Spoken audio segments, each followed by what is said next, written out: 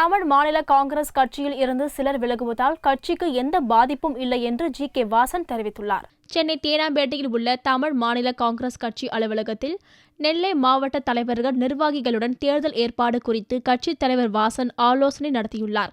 தமிழ் மாநில காங்கிரஸ் கட்சியை உடைக்க சிலர் முயற்சித்து வருவதாகவும் இம்முயற்சி ஒருபோதும் ஈடேறாது என்றும் வாசன் கூறினார்.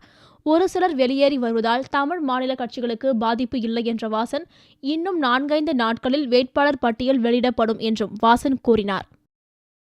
ஒரு சில தனி நபர்களும் அவர்களோடு 40-50 பேரும் ஒரு கட்சியிலே இணைவதால்